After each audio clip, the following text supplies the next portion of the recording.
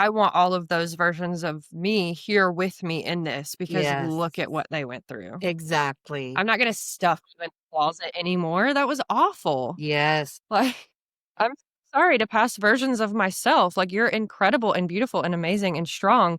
We didn't really get along for a long time. So, like, bring a chair. Come sit at my table. Let's talk about it. Hello, guys. Happy Monday. Hope it's marvelous. Today I'm talking with Ashana. Shit, I never asked how to pronounce her last name. I'm going to shoot with Kaiulani. How about that? She's a trauma support specialist and reclamation coach whose work is rooted in helping women remember who they are after deep emotional pain or betrayal. She's the founder of Way Home Wellness and host of the Reclamation Room podcast, where she shares real, grounded conversations about self-trust, healing, and coming home to yourself. So I met Ashana on her podcast. Well, I'm not even going to attempt to put days together. Let me tell you this much, okay? Mercury retrograde just started today, but the shadow period started to get a little itchy for me just a couple days ago. But today already, okay? Because that's what happens when you're a Gemini sun and you have a lot of Virgo placements. Now, I don't have any placements. Wait, yes, I do. I have Neptune in Sagittarius, but it's retrograde in Sagittarius right now. Anyways, Mars is also there. It's just a lot happening, okay, is what I'm trying to say. So my brain, bear with me till after the 29th because it's probably going to get a little dicey around here. Anyway, back to the subject at hand, Ashana. I met her on her wonderful podcast, whatever day that was. And then I said, yo, come be on mine. And she did. And that is this conversation, obviously. Okay. Anyway, we had such a good time. Like, immediate. I've been so lucky lately, like, to meet people that just feel like, oh, dang, dude, you're my people. Like, not just my people, like, I knew you in a past life type shit, you know? But, like, I don't know, just a beautiful human, with a lot of brokenness in her history and the beautiful journey of realizing, like, I'm not broken. I'm exactly who I am meant to be. I just have to learn how to accept that, you know? So anyway, I think that's awesome. Really bonded, and I'm excited for you to hear this conversation. I hope that the magic is in just the heartfeltness of all of it and the love that you can clearly hear that we already have for each other. I mean, granted, you know how we are, like, us folk, we're all about the love. So we kind of live in love and then share that with others, you know? Hope that sounded, I don't know. I'm tired and overthinking as I speak. So that's cute. I don't know. Ashana, hopefully that is a good enough intro because I'm feeling like a dork right now because I'm like, no, but you'll love her. I loved her. She's in Alabama and I'm in Oklahoma and we have so much in common. It's wild. So I'm excited for you guys to hear this, hear us bonding. And let me just take a second to thank you all for being here. Thank you. I had a crazy amount of downloads last week. So looked like some folks were binging some content and welcome. I'm so excited to have whoever that was here. And if it's your first episode or your 200 and whatever we're on, like, thank you. I appreciate, of course, I love my loyal listeners like Lori and Suzanne who listen to every episode. But I know there are others of you out there and I appreciate you too. I don't hear from you. I would love to. That would be cool to know who my listeners are. But anyway, so I cannot say thank you enough because truly this podcast has given me my life back, and I hope that every episode that is transmitted because that is the truth. So thank you. I love you. Please be patient with ads, but if you hate the ads, feel free to subscribe to the Patreon. Feel free to subscribe to the Patreon if you just want to support an entrepreneur, because Mama's an entrepreneur and I'm just, trying to make that buck wherever I can. A little less Uber Eats deliveries would be really fun for me to actually get to enjoy my weekends. So anyway, that was a real self-pitying statement. My bad. Happy and grateful, obviously. Anyway, I love you guys. I'm going to let this go because me and Mercury, we got to have a little talk. And, yeah, enjoy me and Ashana.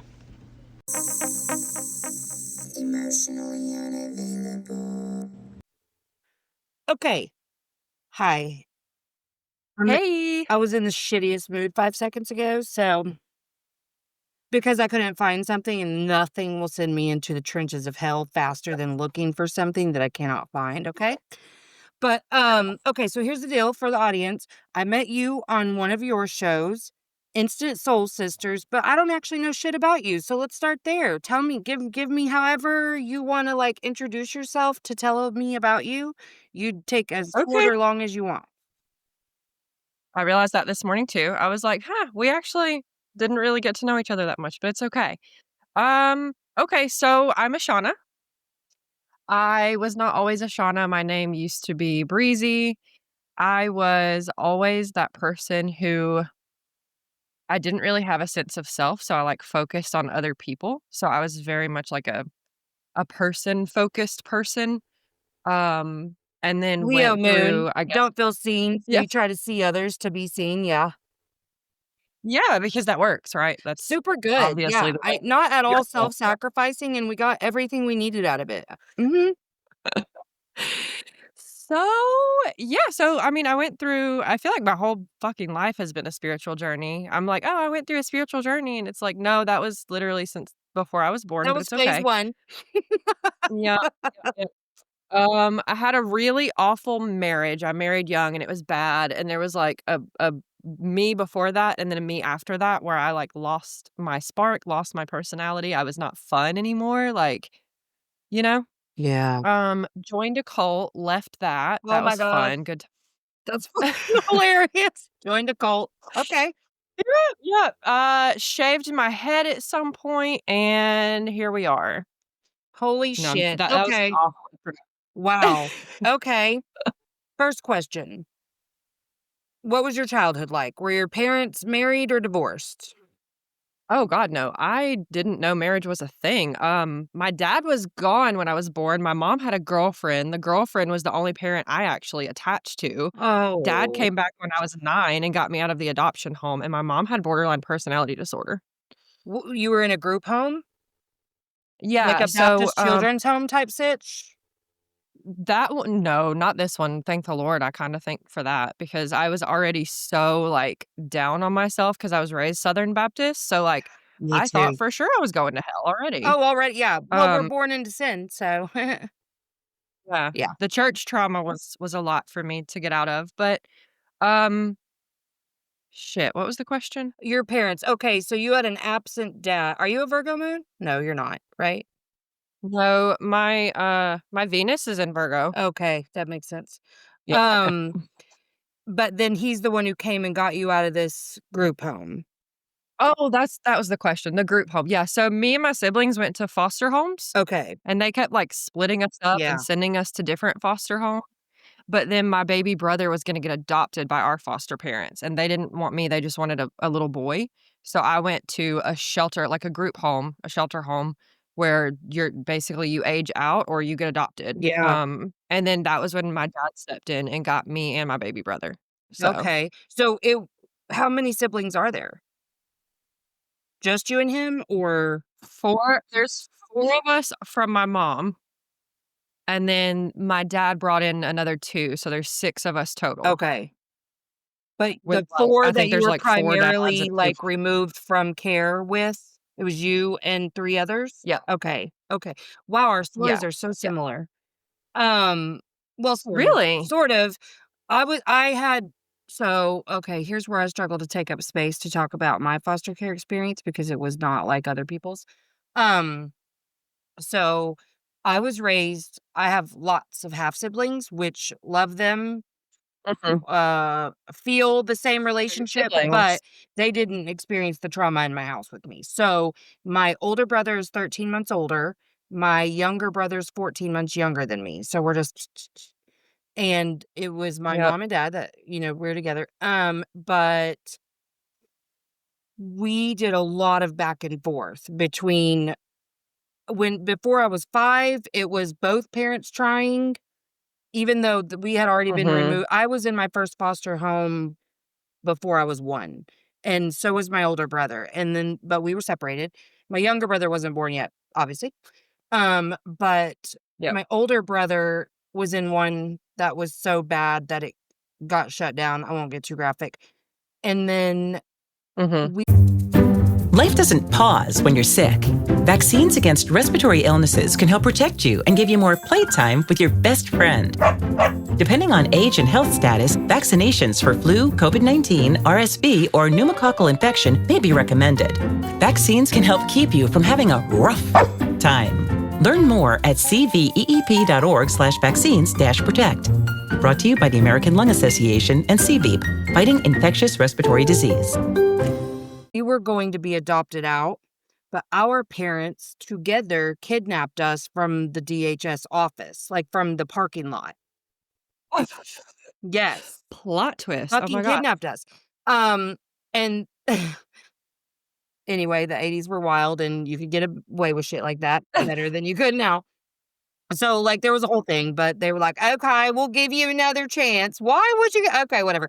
So then there was lots of back and forth between my mom and my grandparents. I always say grandma because my grandpa Mhm. was not present, and then he actually left us too. Same. But, my we ended up to fast forward the story. We ended up in long-term kinship care placement with her through a private foster care agency called the Casey Family Program, which saved my life for sure. So I didn't have any of the like house to house. Mhm. I mean, I had a little before too, but like, and then shit, my mama may as well have. I mean, I lost all my belongings over and over because she was constantly like, "I'm sober for 5 seconds," and then not sober, and then Yep. all of the shit that my grandma had just provided for her to start her new life with us was gone, like over and over and over. But I resonate really hard with your story, especially because my older brother really had some really bad experiences, and then also like as a teenager were you were you the golden child of your system, or were you the black sheep? Okay, so here's my thing about that. Someone asked me this recently, and I was sending my best friend a voice note about it. So there's two separate systems for me. There's the one with my mom, and there's the one with my dad. Yeah. And in both of these systems, I started out the golden child Uh-huh. through and through. And then with my mom, when I got old enough to start like pushing back Oh, and when saying, you had like, listen, boundaries. the Yeah. drugs, yeah. And like, "No, I'm not gonna do these things for you anymore." Like, "No, mom, I'm not gonna go around to all of my friends at school and ask them all for $1 so I can help you pay your child support so you don't go to jail." Like, that Oh got my me in god. trouble, no. Yeah. So then I became, like, hated, like, the opposite of her favorite person. And Yes. then with my dad, I was so the golden child, like, when he swooped in and got us out of care, I thought that this was like a knight in shining armor situation, like, I thought he Yes. was so He cool, was and saving to, you. like, hang out with him and yeah, and I've tried to pinpoint the exact moment. I actually had to write about this for a college course recently. So I think it was a combination of I hit the same age that he was when his dad abandoned him. I think that was a big thing for him. Yeah. I think there was also the detail where I had a girlfriend instead of a boyfriend, and I think that was kind of a Oh, struggle for well, him to Southern Baptist, reconcile. yeah. Even though yeah, even though he was so he's like a Cancer sun, so his big thing was like, "I'm very in touch with my feminine side," like, I'm so emotional, and I get it. But there was some stuff going on deep down that, like, I really think a lot of that was a show from when he had been completely, utterly abandoned, and so Yeah. I don't know. He just from that point on, I was the scapegoat, but also, like, I could tell when he looked at me, like, I could tell I still see it now in my mind, like, his eyes, he hated me, like, hated You me, like, why reflected their shame. They projected their shame yeah, onto you, and that's what you were reflecting back. And as a person who's been yeah, not that shitty of a parent, but, I have had some real times of darkness as a mother, um, it was such a figure 8 for me because mhm, mhm, I was being shitty because I didn't feel like I was enough, and every not enoughness that I did and their pain was made it reflected with worse. me. Yeah, and it was shame to stuff that shit down. I'm now doubling down, dismissing my own shit by dismissing you. So I absolutely think, I mean, especially It's interesting too that you've made the observation that it happened at the time that you reached an age where his dad had abandoned him because he I'm sure that triggered his not enoughness because it was like he probably knew how to be a parent up to us in a certain way, but in his mind, Yeah, he yeah, had these ages covered because he had parents who he felt loved by up to that point. But also, ooh, this is a point I make a lot, but it's interesting to see it in this dynamic that what we didn't receive hurts us to give to our children if we aren't healed. Like you and I, it doesn't hurt us anymore to be like, here, oh my gosh, yay, they're getting something I didn't get. But that if you're yeah, feeling like well, it's just like any other resentment that's stored up when you didn't feel like you had it to give and then you gave anyway. I yep, remember how many times, and I've seen this, because I worked in education for a little while. I really saw this with teachers too. The whole attitude about how we treat students comes from the fact that you didn't receive love, care, nurturing as a student. You got slapped with rulers, swatted with paddles. yes. You were embarrassed, humiliated. I That's mean, I've such a had good my own point. fair share of experiences with bad teachers, like you were humiliated in front of a Yep, entire class and it was celebrated. So when they then get yep, to a position of authority, they don't know they can't deal with the fact that your hurt kinda bothers them. They don't really know what to do with any of the feelings that your feelings bring up in them. Again, squash you like a bug to squash their own feelings. And so I really think that was a lot yeah. of it. They didn't get that care, and so to give it to you caused too much pain. Do you remember that the TV show I told you about, Boots, where the guy joined the Marines, but it was illegal to be gay in the Marines? Yes. It shows that in that show too, where the drill sergeant he was gay, and so, like, he was hated, under the surface. Nobody knew for sure, but they treated him like crap, and so then he did the same thing to the boy that he was training. So, I mean, Yeah. teachers, military, like, we see it everywhere. Parents, like, sibling to sibling, I see that in my kids now Yes. sometimes. I see that. I don't remember if I Yep, told you this, but, my oldest and youngest are 11 years apart, and she has gotten the absolute worst version of me as a child, but yet he got the other side of the worst version, which was critical, overbearing. I mean, those are probably the 2 yep, biggest things. I was pretty nice to him as like, a kid, but like the high expectations, the fact that I felt like he was a direct reflection and extension of me, that fucked him up. oh my But god, then the yes. youngest one got Yep, the me in the pentacle of a mental health crisis. She got me with postpartum depression and then, like, for real fucking, just at the end of my aw, rope. So, that looked like a yeah, lot of screaming, a lot, I would say verbal abuse, a lot of things like that. And I was more aggressive with her, and so I'm doing so much to repair that now, and he's always like, "If I were to have done that, you would beat my ass," which A, isn't true, but did I want him to think I would? Yes. I never I spanked them a handful of times, but, like, I would yeah, never beat your ass, but, like, I did want them to think I yeah, would because that's what I was taught, fear, then respect. yeah, So, I mean, I yeah, me too. absolutely so when he watches me parent her differently now, because I'm like, we had this conversation the other day in that, like, when she's having these really big feelings, that's a symptom of the problem and not the problem. Like, now I did find myself saying the other day, I go, "Sister, I'm trying so hard to not be verbally abusive or get physically aggressive with you, and you're just not helping here." I swear to God, it was an instant switch with her, and she goes, "Okay." 'Cause she loves to push my What? buttons. Yes, she goes, "Okay," and she's like, "Well, will Wow. you, just help me get a drink?" And I was like, "Yes, God."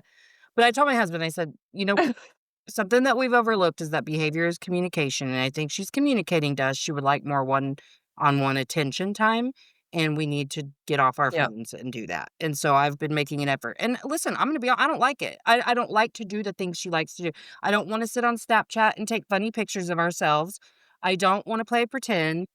I don't like any of that. I want to decompress, but I'm working on expanding that, like, little container inside that says we do things we don't wanna do because it's what mhm, makes her mhm. happy and she feels safe, secure, and loved. So, anyway, okay.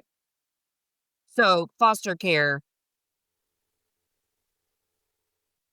I guess I'll skip to tell me about the cult. Okay, yep.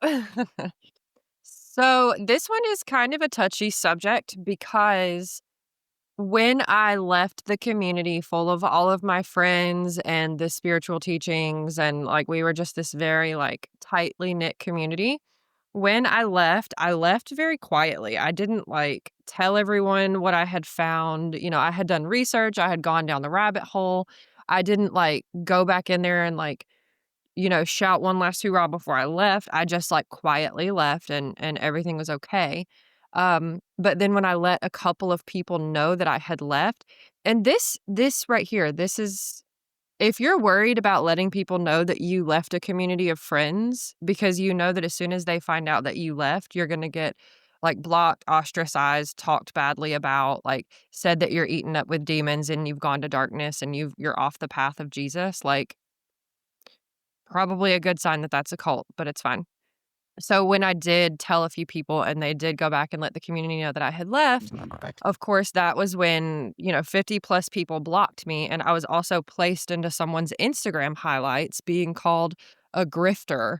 And a lot of like personal messages between me and them were like put out there for the whole world to see, which personally, I didn't think they were bad messages. I think they showed that I'm a genuine, kind person who is just trying to get spiritual teachings and like heal and grow and learn. Um, but yeah, there's something about leaving a community that you've been in for years and years and years, realizing that once you've left the community, like nobody in there wants to have anything to do with you anymore. And now you've been isolated from everyone who you knew before. So you're starting completely over on your own. That really causes you to, like, to lean on yourself and lean on your inner connection to, the divine or your higher power, and just the message that kept coming through for me, because I would lay on the floor and just, like, ask and pray and just be like, "I just need truth. I just wanna know the truth. That's it." Literally, like, I don't even need someone to tell me what to do. I just want to know what the truth of this situation is so that I Mhm. can make an informed decision. And the message that I kept getting was like, "You're already getting the truth because you're feeling it in your body. So, like, what are you feeling? What are you feeling? What are you feeling?" So, it was like the ultimate in growing up in the homes that I did and getting gaslit, and then having these adult relationships of getting gaslit, and then being in a spiritual community where you're constantly gaslit. This was like the ultimate test of, are you gonna trust yourself this time? Yeah. So, I'm really grateful for it, honestly. I mean, I told my best friend recently, like, I did get the medicine, the plant medicine or the spiritual medicine. I did, but it wasn't just through that person because that person was the bringer of truth here. Right. It was the whole experience. It was all of it, and it culminated in who I am now, and I'm actually really grateful for it. Yeah. Well, I mean, I think when you reach any stage of enlightenment, that's you find gratitude for all of it. Like I can't in good conscience now say I would take back any of it because I fully believe it was the path and that without one you can't have the other. And so I think I even told you this on your show, just the absence of a situation that's been causing me stress. Nothing else in the environment's changed, but just the absence of a stressful situation, and then you're all of a sudden like, "Fuck, man, life is good." Sometimes you need a little contrast to see it, and also, Yep. I don't believe that you find the light, the hugest light that, like, embodies until you've been through this equal amount of, like, profound Mhm. darkness. I think that's the reason they call it Dark Night of the Soul because, like, you have to it's like a shift, like almost like, Yeah. like a lunar shift, like where the sun is or the light is shining on the moon until it's not, and I think it's something like that. But yeah, Yep. I'm really grateful too. So, was that community kind of your support system post-divorce? So, I've been married twice, and my first marriage ended. And post-divorce, like, he pretty much left us alone. He got married again, like, it was just me and my kids, and there was routine and normalcy. And then I did meet someone and got married to them, and he had been helping raise my children since they were 2, 4, and 5. So, like, he was around, they were used to him. So, there was that support system at that time. But when I had some similar familiar patterns start creeping into that second marriage, and I started, like, I didn't learn the lessons the first time, so here I am with him again. Um, it was very lonely, and I would have said a few months ago, I would have said, yes, that group was absolutely my support system during that second marriage falling apart and things happening there, huge metamorphosis. But looking back now, I feel like they weren't so much a support system as like those friends who this is so crazy because I've never thought of this in this way before. The friends who will, like, hype you up and be like, "Yeah, girl, like, fuck them, like, you're so right in this situation." And, like, really, maybe you're not, like, maybe there might be something there that you should look at, you Mhm. know? I feel like this group was that, but wrapped up in a pretty bow of you should do the healing work. You need to look at that. That's your trigger. But it was the way that these mini cultures work is it's like a closed loop system of the same types of thinking. And so I don't really think that it was very supportive for me to be more open-minded and more learning and growth. I think it actually was a distraction from that on my path that was like, "No, close off more. Close off more. Like, go more within, isolate yourself more." I really think that it could have been my undoing wrapped up in a pretty package of a support system. Interesting. So post-divorce the second time, was that kind of the turning point for you after you left this community? So that one is an interesting situation. When I will say that recognizing that maybe he and I weren't completely romantically compatible, but that we were still able to be friends and co-parent and learn together and, like, trigger the shit out of each other and use that for good.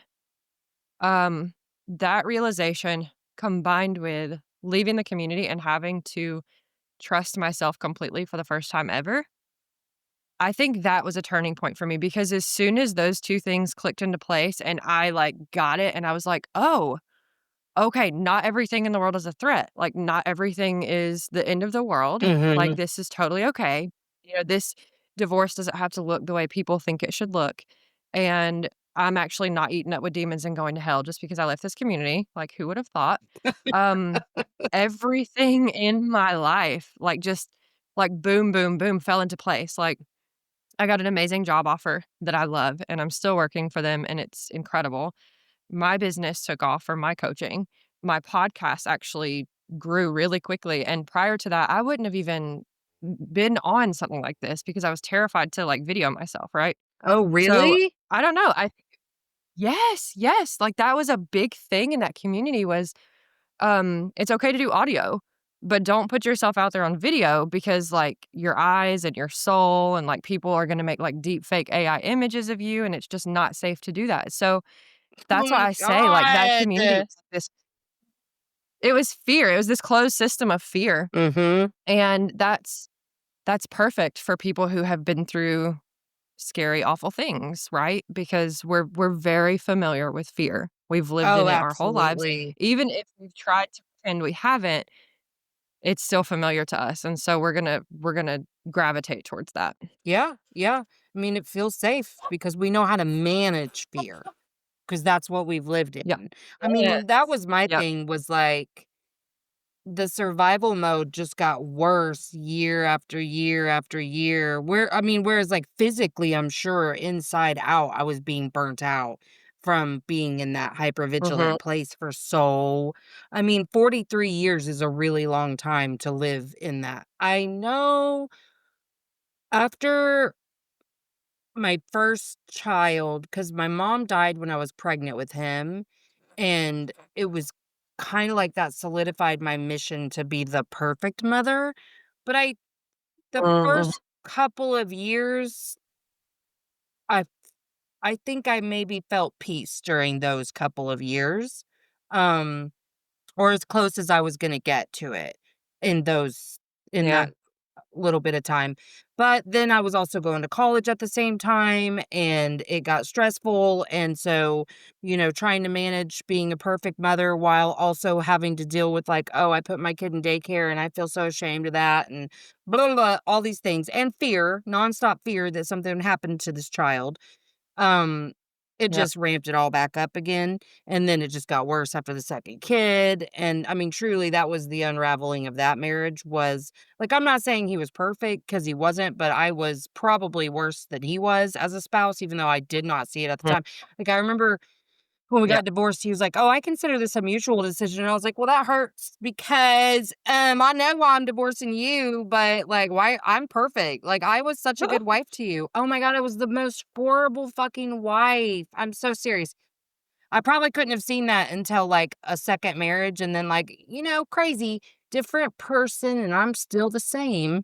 Jealous, insecure, Mhm. weird. Okay. But yeah, all of those years of survival mode just took me out. Like, it was like, I've given it the old college try. I just don't think that Yep. this is gonna be it for me. Like, well, and I don't know if you're familiar with, perfection years, but that year. Mm-mm. Oh, okay. I didn't know about it either until I was entering my ninth, but it's like each year is ruled by a different house in however your birth Okay. chart is set up, right? So I'm an Aries rising, Right. so Scorpio is my 8th house. And that year is like whatever that house, like the theme of Scorpio was the theme death and rebirth, basically. And that's what happened. Mhm. Like, I mean, I literally almost died and just came out of that year completely different. Wait, right now, what is it, so it's different for each person? Yes, it's dependent upon your age. So this year Okay. I'm in my 10th perfection year, which is about like career, all the themes of the 10th house. And my 10th house is Capricorn. So, which is also where my MC is. So it's interesting. I need to You figure have to this out look for it up. myself. You have to look it This up. But it this year made has so been much sense. insane.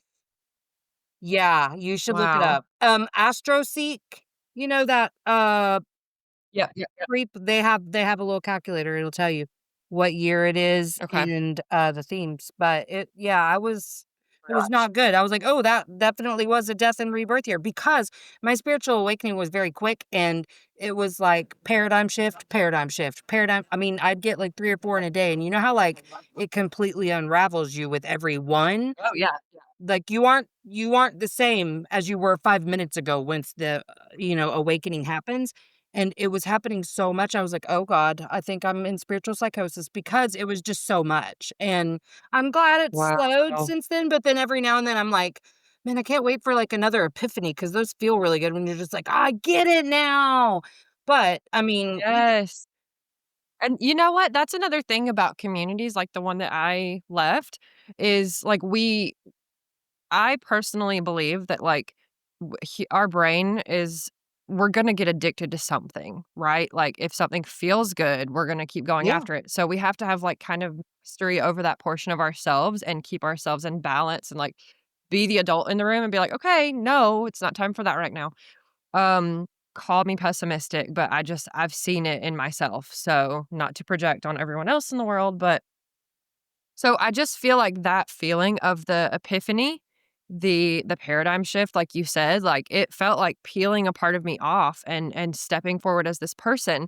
And that is like a big pitfall in communities like this because you get addicted to that feeling, and you keep going after it. And so there's like this carrot in front of you of like constantly especially if having that's that feeling. combined with, like, psychedelics or something else. Yeah. Like, I mean, Yeah. truly, Yep. that's where we get all into spiritual psychosis and spiritual bypassing. Yep. We don't wanna feel, so we And go straight yes, to this other that was thing. my thing.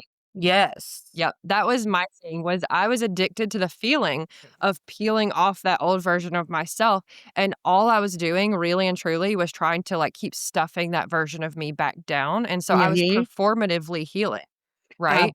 So Absolutely. coming out of that community was when I realized, like, "Holy shit. I want all of those versions of me here with me in this because Yes. look at what they went through." Exactly. I'm not gonna stuff you in a closet anymore. That was awful. Yes. Like, I'm sorry to past versions of myself. Like, you're incredible and beautiful and amazing and strong. We didn't really get along for a long time. So, like, bring a chair. Come sit at my table. Let's talk about it. You know? Yes. You yeah. Yeah, and just I think that welcoming place where you go, "Hey, we all matter." Because I went through a small little phase too where um it didn't feel like my old behavior, but it definitely was. It just looked a little different. Whereas like so my big thing was overthinking, like just living in my brain constantly.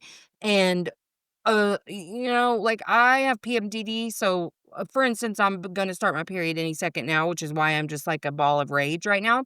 But I will notice like overthinking. During that time, I find it okay to just dismiss the shit because it's not going to serve me. I can sit later and go, what do I need Yep. to relax? Is there something I need to address? But in the moment, I find zero benefit of like, why am I having that? Because it's the most fucking insane shit. But for a little while, I found myself doing similar things all the time. Like if my feelings were hurt or whatever, rather than asking myself questions and figuring it out, I'd be like, "Oh, that's silly." And it didn't Yeah. feel like I was dismissing myself the way I used to, but I absolutely was.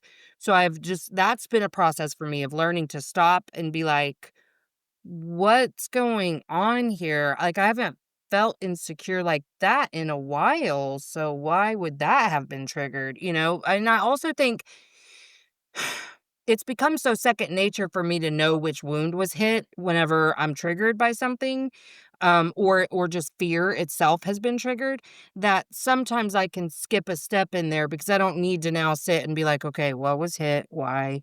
Da da da. When's the first time I felt that? Like I don't have to do that much work just to feel a fucking feeling anymore.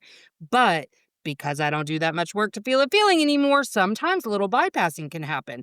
And I won't really know until a couple of days of it have gone by and I feel it in my body and I notice I'm agitated, like things are getting really irritating, like very quickly. And I'm like, okay. I mean, I've been that way this week just because I have PMS, but like yesterday, I was like, okay, I can see that I've given a little more than I had to give because we had Halloween, we had, my son's birthday was the next day. There was just a lot of me giving of myself and not like replenishing. And so I had to really like be like, man, I need some downtime. I need to just chill. And then of course that's when my daughter needed me last night. Was like, I want to hang out with you. And I'm like, I just want to be alone. But I think that we are really bad at bypassing unless we are very intentional about not doing it. And that was one of my biggest problems with the spiritual community as a whole. Because listen, I've met people like you that are spiritual who it's an instant connection and you can tell you've done, work and whatever. And then I've met people who are so dismissive and pretty emotionally unavailable, even though they're spiritual. And I'm like, okay, well, that's not gonna work for me because, like, how can you not how it's like they've just leaned into the science part of it. You know what I'm saying? Like, they believe in energy and they believe in these things, but they haven't gotten to the humanity portion, like Christ consciousness, humanity, the oneness, any of that, and I'm like, "Okay, well, I'm sorry, but I don't think you're as far along as you think you are, friend." Not trying to judge, Yeah. but this is uncomfortable for me. It is, it's so uncomfortable. Well, I still find I don't know if you, as a Leo moon, have this problem, but, like, I can sometimes struggle, and I think it's just because I don't have a lot of water in my chart, but well, you do have water in your chart, so, maybe you don't struggle with this, but, like, when people are very direct, like, just very and, like, blunt, we'll say. I can still feel a little shaken by that. It doesn't hurt me or really bother me, but I do have an internal response to it. Now, if that's coupled with some attitude, I'm triggered for sure. But, like, I just really struggle with that. Like, I do prefer a softer landing, but my Mercury is in Cancer, so it surprises me. Well, it's probably a mirror because I'm fucking, I'm not always super direct, but I don't really beat around the bush, I guess. My schizophrenic brother The whole time you were phone and is trying to call me, so yay. Well, that makes me feel better because the whole time you were talking, my daughter was standing beside me going, "Ah," the whole time. So I had to mute and just like ignore what was happening over here. So I'm not like, however, I did hear you. And I just I'm want to dead. say, You hey, didn't give that away at all. At I know, right? all. You were just, like, listening. I'm So, sorry. yeah. Yeah. No, no, no, no. She, she's good now, but with what you were saying with people being, like, super blunt and super direct, I've had to sit with, like, the part of me that's taken aback by that, and I've had to be like, "Is this the little me that my father made me stand at attention for 6 hours straight while he lectured me, and the only time I got a hug from the ages of 9 to 17 was after one of those lectures?" Yeah. And I had to just sit there and say, "Sir, yes, sir, yes, sir." Or is this the part of me right now that's like, "Don't fucking talk to me that way, that was rude." Like, Yeah. we can have opinions here, but you don't need to talk to me like that, like, whatever is going on with you, that's you, but, like, we can be kind. Let's figure this out, like, so I try to bring the softness in, but sometimes I wonder still, like and like you were saying, when you've been through, like, enlightenment or whatever, like, there's still moments where I doubt myself and I'm like, "Am I being too soft? Like, is this Oof. me?"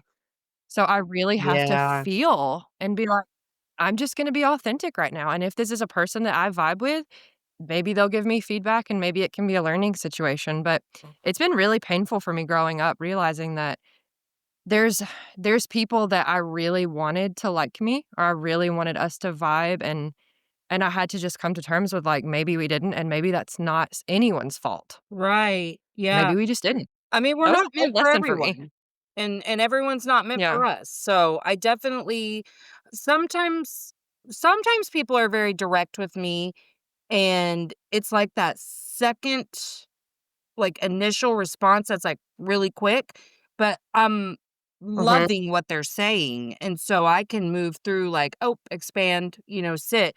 But, yeah, I do think there's a difference between just, like, delivering something in a shitty way that you could have said a little softer, but I've asked myself Mhm. too, because 'cause I'm pretty okay with the fact that sometimes I'm a real bitch, but, like, I've asked myself, "Am I choosing to believe this is, like, a phase of enlightenment versus confronting someone who's being an asshole?" Because I hate Mhm. confrontation. Mhm. Still, it's not my favorite Yeah. thing. I'll do Yeah. it. I mean, the fire, I've always had it, but, like, I just burned myself with it for a long time. It will propel Yeah. me, it's like jet fuel now if there's an issue to go resolve it. Like, I couldn't Mhm. even, one time my middle kid's teacher, in essence, accused his brother of doing his homework. Like, we were doing something, and she said, I think we were doing a conference or something, and she said, "Well, I don't really wanna know what brother knows on the homework." And I was like, "Okay, you don't know his brother if you think he gonna sit down and do his brother's homework for him." Like, I fucking sat Wait, there wait. and helped In him. any context, like, brother definitely didn't do the homework, right? No. So then why would see, and Never helped him, this is where I need nothing. Like, they're 4.5 years apart, but why he didn't help him or I'm guessing because the work was done, and I did help him, and there was I mean, I'm sure I was practically doing it because I had to go through every fucking step with him to be like, "Okay, so then what is this? Okay, then what?" And half yeah. the time he's not paying attention, there's all this shit. 'Cause, math homework will make me violent. I mean, that's the quickest way to get me to scream at a kid is to make them do math homework at home with We are the same person. We're it. Girl, it's I'm just like, "This is fucking stupid."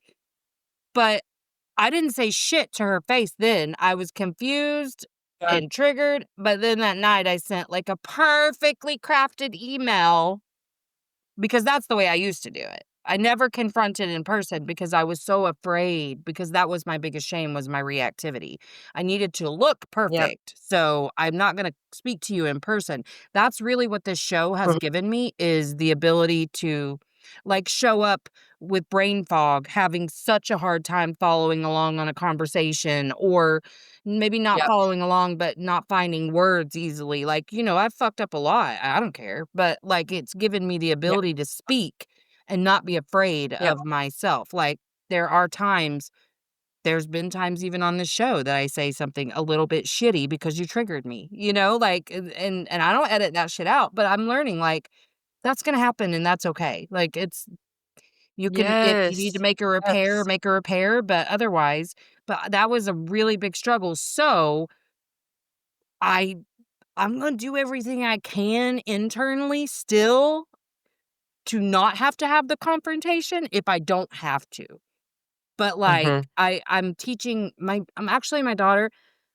I can see it in the astrology too, like, how much of a helper she is here for me and how much we help each other because teaching her the things I want her to learn requires the portion of it, right? So, like, she's getting better about setting boundaries, but she's asking me to help with that. Like, there's some little girls down the street that have caused a lot of shit, and they just weren't being good friends. And so it got to where she was like, I just don't want to play with them right now. Will you help me tell them that? So when they come to the door, I just say she doesn't feel like playing because before she would just be like, okay, and then they do the thing Yep. again, and then she's hurt again, and there's this whole thing. Oh. And I just always focus on what feels good with your friendships, because Uh-huh. if this doesn't feel like that, because I wanna be like, "That bitch." I mean, and I do want to do that so badly. I don't give a fuck if you're a kid. If you hurt my kid, you're a bitch. That's the fire, you know? But, Yep.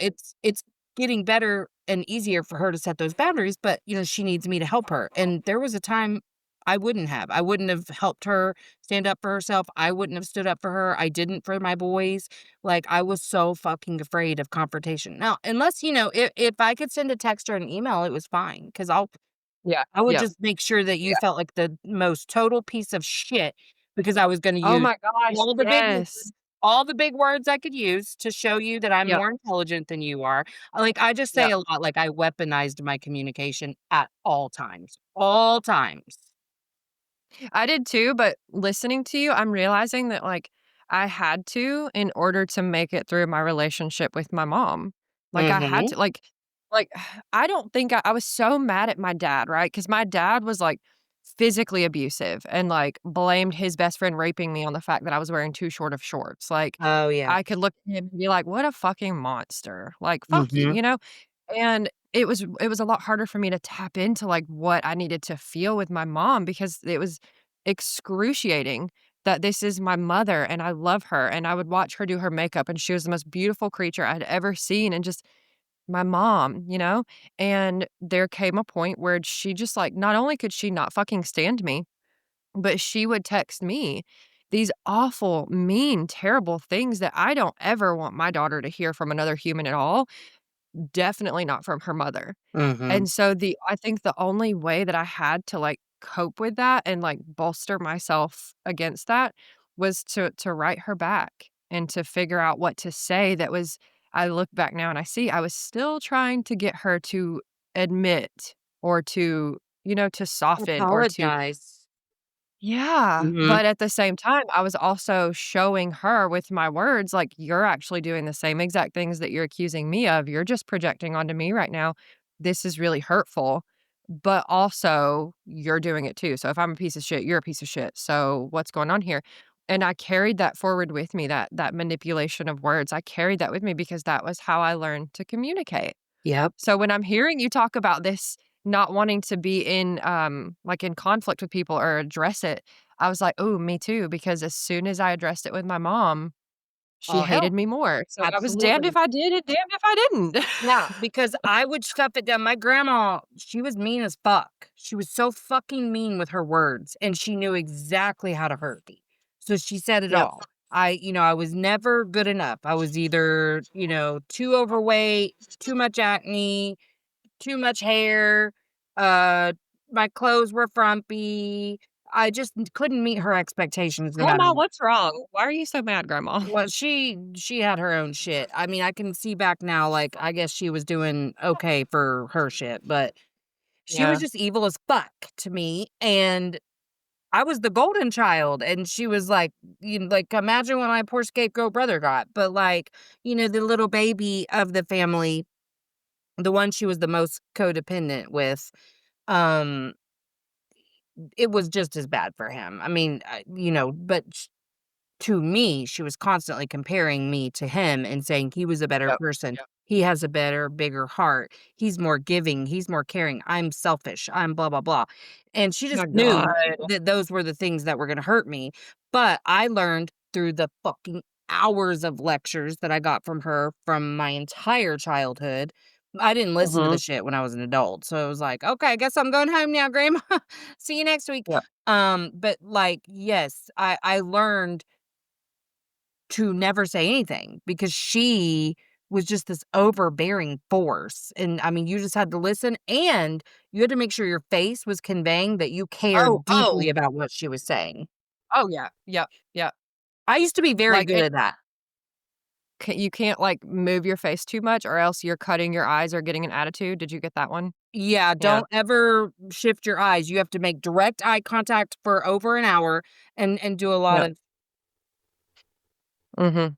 I Oh my still gosh. I know for a fact that's why I'm still so, like, at least nodding my head when people are talking because I'm like, "I'm listening." That's the only thing I can do to convey that to you right now, But, like I will catch glimpses of myself on podcasts and in work calls, and I'm like, "Oh my god, I need to smile a little bit." Like, I'll look like someone just killed my best friend, and I'm really into what you're saying, but I don't know, my face doesn't show it, and I'm like, "This is well, just for my face, I'm sorry." years, I was the one that, like, could take some shit at work or whatever and just be like, "Okay."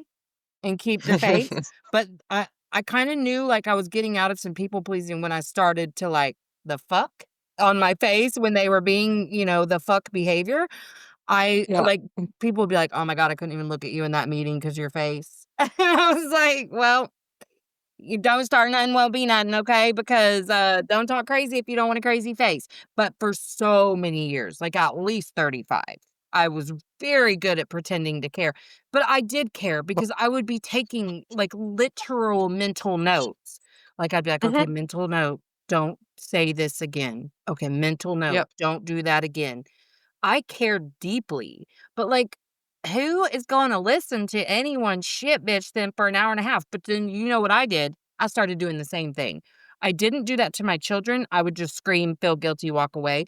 My poor Yep. fucking husband, and then I would wonder because he didn't give a fuck, so he wasn't doing the, like, pretend to care face. He's disassociated from the second I start the lecture, okay, and just, like, yawning and, all kinds of shit, and I'm like, "Do you even fucking care about this 2-hour shit bitching I'm trying to give you? The fuck?" Oh my It was gosh. so bad. It was so bad. I feel like I'm listening to someone, like, read my autobiography to me. I'm like, "Okay." M mental note. Oh my god.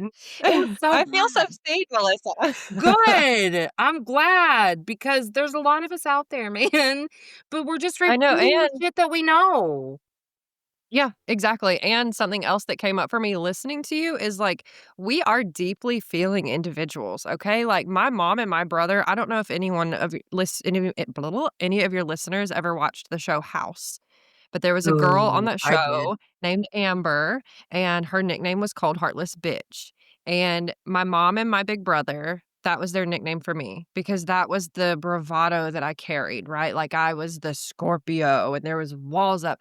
I am deeply sensitive and deeply emotional and compassionate. And I literally just want to love everyone. Okay. Yeah, I'm severely misunderstood, but it's fine. We all are. However, listening to you, I recognize the mental acrobatics going on, and that's what we have to do, I feel, when we weren't able to be that sensitive person, when we weren't able to be absolutely. that vulnerable person. Well, It's because exhausting, and I the feel like first we time you age more. said that hurt my feelings, you were met with, "You're too I was just teasing you. You are too sensitive. You can't even take a joke." Yeah, Gaslighting me to believe that this bullshit that you're feeding me was funny and that I'm just stupid for not getting the joke.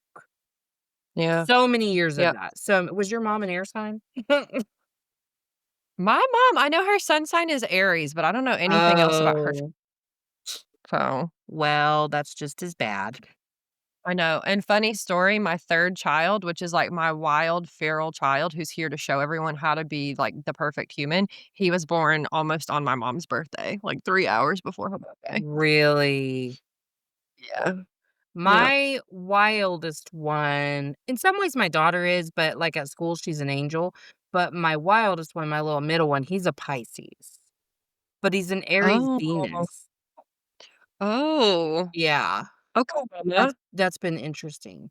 Um, I bet. but my daughter is a Gemini sun like me, Virgo rising, Scorpio moon, and then my oldest son is Gemini rising, Scorpio sun, Virgo moon. So they're like the exact same. So they have the same big 3, it's just reversed, and they Yeah. fucking butt heads like it too. And I'm like, you're the beginning, she's the end, and you're learning from each other, okay? Like hopefully at It's some point perfect this isn't circle. gonna like hurt you anymore to see me parent her differently. Yeah. Yeah. I Well, see that in my oldest as well. Well, I mean, that's the plight of the oldest, you know? Like I've become to this understanding where I'm like, truly the human experience, if you look at your blueprint, we're all gonna get some shit from our parents. Like no matter what. I think that Yeah. really helped me like lay down that cross of perfectionism in terms of like never yelling or never losing your shit or, uh, baking them cakes or whatever. Like whatever perfect thing I thought I was gonna be, I'm able to rid myself of that because I'm like, it's kinda like we were talking about the other day, like, they have to learn some shit, and they're gonna go through like, their struggle is theirs. They chose this life, and so they've Yeah. got to go through a certain amount of shit. All of us are going to, and I'm just learning how to, like, support and also how to repair. Like, I do apologize all the time. Every single time Yep. he's like, "If you did that with me," I'm like, "I know, and I'm sorry." Like, "I'm sorry." Yep. Because I don't have any other like, Go I back and change it now, but truly sorry. yeah, yeah, like, there's nothing I can do, and I stopped even trying to explain what my thought process used to be or whatever because I thought that would help, like, I don't I did. think anything I did was right, but, like, if I would love to explain, but, like, that doesn't help, so I'm just like, "Okay, well, I'm really sorry," like, I would never Mhm. do that again. I would never ever do that again, but and But, he it's they are learning, and they're learning in I feel like I care for you now at this point. I love you, you're my friend. He's learning in an environment where he's loved and it's genuine. He's not learning out there in an environment that's fake and gaslighting him. So, like, you're doing a really fucking good Right. job. Thank you, thank you. It's been nice since he moved back home to go to college because I've been able to see some stuff too, but we've had really beautiful conversations where, like, his friends, because most of my shit with him stopped early, like, I realized what I was doing and whatever. So I stopped being all critical and there was some things I definitely fucked up on, but I wasn't being mean, you know? But so his friends that knew me as he was growing up saw me as nice and whatever. So when he's trying to talk about his shit from when he was little, where I would shame him over small things, because I literally thought that was the way you parent. I mean, I did it on purpose. Yep. They just don't understand, and so he's really, like, fought to own space and to own his shit and to be like, "No, like, my mama was a bitch," and so I've really validated that, and he's like, "Thank you for saying that," because 'cause I'm like, "No, I was a bitch. No, absolutely. Yep. I did shame you. I made you feel like the tiniest little piece of shit, like, Yep. over everything because I thought that's the way you change behavior." So, yeah, no, Well, you have every right to talk about your trauma and whatever. Like, "No, I didn't beat you, and I didn't bring nasty stepdads around the way your friends experience, but, like, you have your own shit, and that's okay." But I also yeah. understand it because I'm still fighting to, like, take up my space, so I totally get that too. Well, Mm. shit, man, I could talk to you all day. I know, same. Leave us with, kinda your overall, like, what message you're trying to, like, give to the world and, like, your shows and where we can find you. Okay, let's see. What would you say is the main, like, theme of your show? Why do you have this show? Um Truly, this show is about me. in my journey because it's Mhm. the reason it's called Emotionally Unavailable, one, because I thought it was hilarious, but also because I really was, like, just learning how to be vulnerable. That was the beginning of my healing when I started this show Yep. because I was just coming out of that mental health crisis when I started it. And then it's really just been about, like, my evolution and growth as a human, as a spirit, all of that. So I think it's showing in real time what growth looks like, but with people who are also doing that and sharing their light in the way that they do that. I don't know if that was a good answer. I don't know if that No, that was helps a you. great answer. No, that was great because, like, the way that you're doing this is, like, the bravest fucking thing in the world because you're saying, I'm laid out here. Like, this is real, this is raw." And you're also inviting people to come into that, to witness it, and to be a part of it because to me, I hate this whole idea of, like, healing healed, right? Like, Yeah. I said to someone recently, like, the healing journey is just the human condition. Like, that's what we're here for, and I feel like everyone is here to do it with their own specific brand and Yes. way of seeing things, and it's relational. It has to be. Like, Mhm. I can go sit on a mountain somewhere and not be triggered by anyone, and I'm healed, right? But as soon as I come back down from that mountain, somebody's on my fucking nerves, like, what am I still enlightened at that point? Like, Right. does that go away? Yes. So what you're doing, I think, is so brave, and it's a good example for people, and I think if I were just to, like, leave your listeners with something, it's just the invitation of, like, it is scary. Can confirm it's scary. And I think that being vulnerable is actually a superpower in this journey. And the people who can see that and get it and meet you there and say, "Hey, I'm not always gonna meet you perfectly with your vulnerability, but, like, at least now we know that this is a place where we can do that and we can practice and get better. It's something that we can learn and grow and get better at." So, I love this space that you've got here. I don't know if that's really leaving anyone with anything that can help them moving forward, but, I try to do something similar on my shows.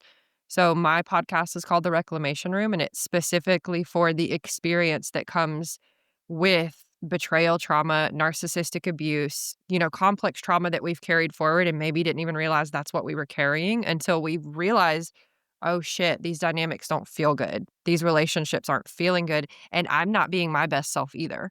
So Right. what can we do? Action Right. steps. Like, there's Right. always options, there's always choices. Even if it's in your own head, you still have the choice to shift your perspective.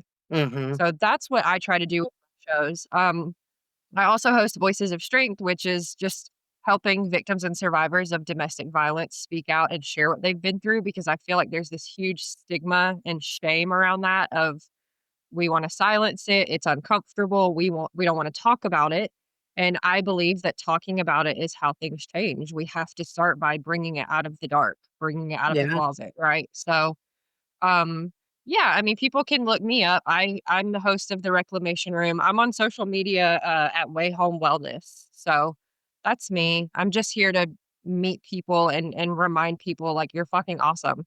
Don't forget I that, love okay?" that.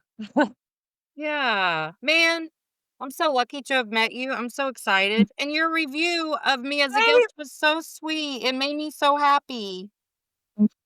I was like, I'm "Damn, glad. she's I interviewed a meant lot it. of folk too. Shit." No, I'm glad. However, I think you found me, but I'm glad you did. Yeah, I guess I did because I was like, "Hey, can I be on your show?" But I was But okay, but glad. we have to tell your listeners, I had already stalked your show and was like, "I would love to be on her show." Nah, like, I'm just starting out, like, so But it I was meant to be. It was saw serendipity. on our pod match conversation that you had said, "Could we do a swap?" Whenever I went back to look for Did I? something. Yeah, Look at me, drunk me looking out for sober me that day. exactly. Girl, you got to put yourself out there. Listen, Here rejections for are it. hard. I took the first few pretty tough, I won't lie. Like, I was like but then it just got to where, like, sometimes I'll let the number of my conversion rate get to me because, Podmatch will be like, this is how your percentage of how often you pitch yourself to how often you're a guest. And I mean, I've done like Yep. 50 now in this year, I think. I don't remember how long I started because I really hit it hard there for a minute. But I don't care anymore. Like, I was like, okay, I could work on my pitch a little bit. I've changed that a little bit. But otherwise, and I'm actually changing the intro and the description of the show to actually start saying out loud, like, no, truly, this show's about me. Like, Yeah. I'm standing in that authority more. Like, yes, I want you along because you're a part of my community. Whoever wants to be a part of this community, great. But like, I am living out loud and I'm inviting people to be a part of that experience. So I have I I've fucking only love gotten that. more comfortable really even acknowledging that in the last few months, but I'm getting there. But yeah, just fucking pitch yourself. And then if they say no, I just immediately archive the message and move on. Like, I don't think about it again. I don't anything because Don't have to look at that again. It's like it our never little Leo happened. moon asses, they'll get us sometimes. Like, what? You didn't think I was good enough to be? But then I've been turned away for the dumbest shit that I'm like, okay, well, yeah, you weren't meant for me. Do they say what they turn you down for? Well, one time I had somebody ask me not to air uh an episode on my show that we had done because I cussed too much and I'm just too casual in general because I was wearing my robe that day. Listen, if I show up on day 1 of my period, it's not good. It's not good. Okay? I'm gonna give what I got to give, but it's gonna Oh be my like makeupless, fucking hair nasty, my robe, like that's what you're gonna get. And she didn't like that. She said she didn't feel featured enough. That was the beginning of me starting to be like, but the show really is kind of about me, and I'm not gonna feel guilty for Mhm, talking on my mhm. own show. Because I got kinda insecure about Yeah. that for a little bit, like, where I was like, "Oh, I do talk a lot," you know? But there are some times that, like, if someone's talking about something that I'm actually, like, learning a shit ton from, especially spiritually, I am not talking as much because 'cause I'm taking notes, you know? But if it's like an energy exchange like this, bitch, I'm gonna talk. And I felt like that's what Oh we my were gosh, doing, I but interrupted I you didn't a like couple it. times. Yeah. Oh, I No, didn't no. notice if you I did. actually I'm an good. interrupter We vibe. too. It's fine. You Well, Yep. okay, so I will include the stuff in your show notes, but do you have a guest profile or do you only have a host On profile? Podmat? Yeah. No, I made my guest profile last night at, like, 2 a.m., so it Okay, exists now. okay. So you do have one. Okay, great. Well, if you'll send me the link to that so that I can get like, I'll have your bio and shit like that. I'll make sure I include any links you want. Yeah, And if you think now this is going to air sometime next week because I told you I've had so many cancellations. Probably yep. Monday is my guess. Um, Okay. but if you think of any other links that you want included before then, I'm happy to include whatever. And I'm so glad you came on. I had Me such a good too. This time with was you. exciting. Well, good. Okay. 'Kay. Emotionally unavailable. Hey, make sure you've given the show a 5-star rating on whatever platform you're listening to if you haven't already. And check out my website, empoweredwithmelisahepner.org, or my link tree on Instagram at melissa.hepner to check out my latest offers or workshops. All right, that's it from me. So make sure that you check out the show notes for links. And until next time, let's all just keep swimming. INDEPE and cut.